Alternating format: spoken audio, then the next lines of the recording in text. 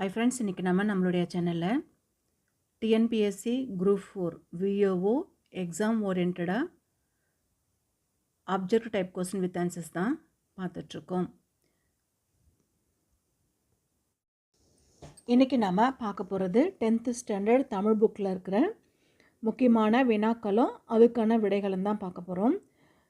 கேள்வி 1, இன்னரும் பார்ப்பதே என பெருஞ்சித்திரனார் பாடுவது டேஷ். இன்னரும் பார்ப்பதே அப்படின்னு பெருஞ்சித்திரனார் பாடுறது ஒன்றுக்கான பதில் ஆப்ஷன் பி, 10 பாட்டு. கேள்வி 2, அன்னை மொழியே கவிதை இடம்பெறுகின்ற நூல் எது? அன்னை மொழியே அப்படிங்கிற கவிதை இடம்பெறுகின்ற நூல் கனிச்சாறு. 2க்கான பதில் ஆப்ஷன் பி, கனிச்சாறு. கேள்வி 3, பெருஞ்சித்திரனாரின் இயற்பெயர் என்ன? பெருஞ்சித்திரனுடைய இயற்பெயர் துரை மாணிக்கம். 3க்கான பதில் ஆப்ஷன் ஏ, துரை மாணிக்கம்.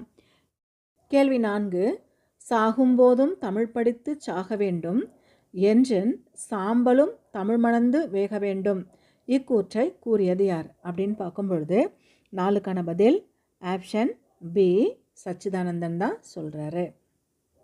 கேள்வி 5, கடல் கொண்ட கண்டம் என பாவலரேறு பெருஞ்சித்திரனார் குறிப்பிடுவது எது?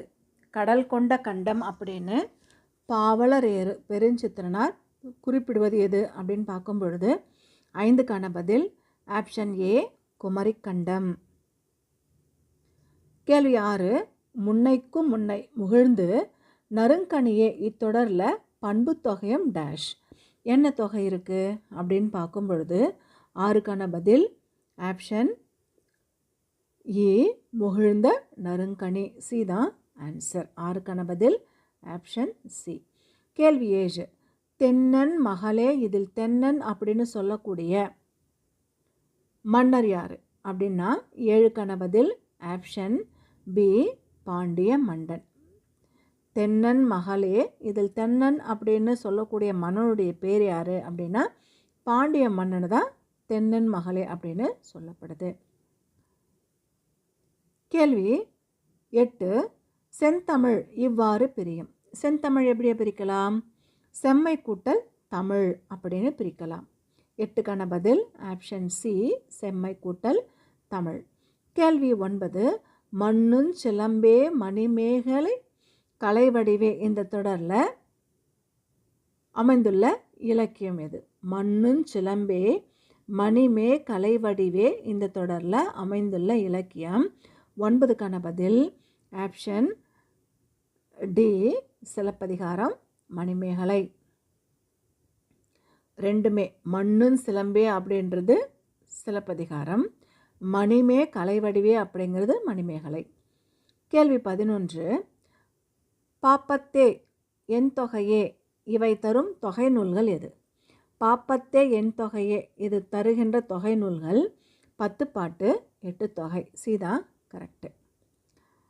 கேள்வி 11, தமிழுக்கு கருவூலமாய் அமைந்த பாவலரேறு அவர்களுடைய நூல்கள் என்ன அப்படின்னா திருக்குறள், மெய்ப்பொருள் உரை.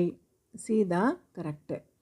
கேள்வி 12, தென்மொழி தமிழ்ச்சிட்டு ஆகிய இதழ்களில் வாயிலாக தமிழுணர்வை ஊட்டினது யார்?